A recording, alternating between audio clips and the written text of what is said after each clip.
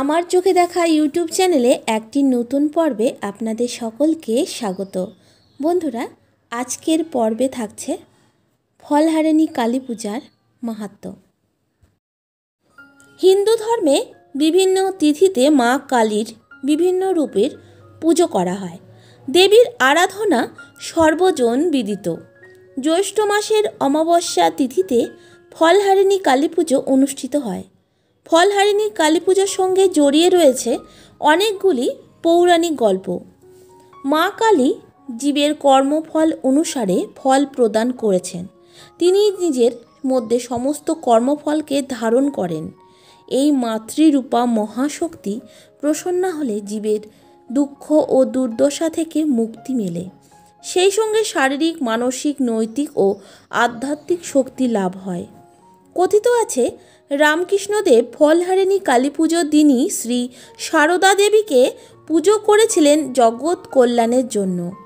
এদিন শ্রী মা সারদাকে ষোড়শী রূপে পুজো করেছিলেন বলে আজও রামকৃষ্ণ মঠ ও আশ্রমে এই পুজো ষোড়শী পুজো নামে পরিচিত।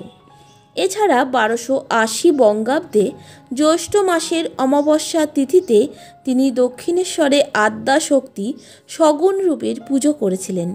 সেজন্য এই দিনটি অত্যন্ত শুভ ও তাৎপর্যপূর্ণ।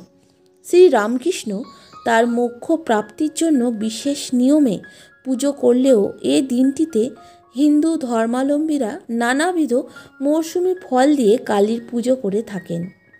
আম, জাম, লিচু, কাঁঠাল ইত্যাদি রকমারি ফল জ্যৈষ্ঠ মাসে সহজেই পাওয়া যায়। ভক্তেরা তাদের ইষ্ট দেবীকে বিভিন্ন ফল দিয়ে প্রসাদ নিবেদন করে থাকেন।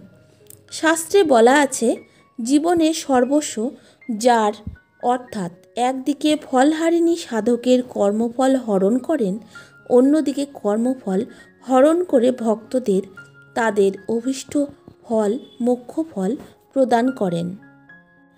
ফলহারিণী কালী পুজোর দিন মা কালী স্বয়ং তার সন্তানদের শুভ ফল প্রদান করেন এবং সেই সঙ্গে তাদের অশুভ ফলও হরণ করে থাকেন।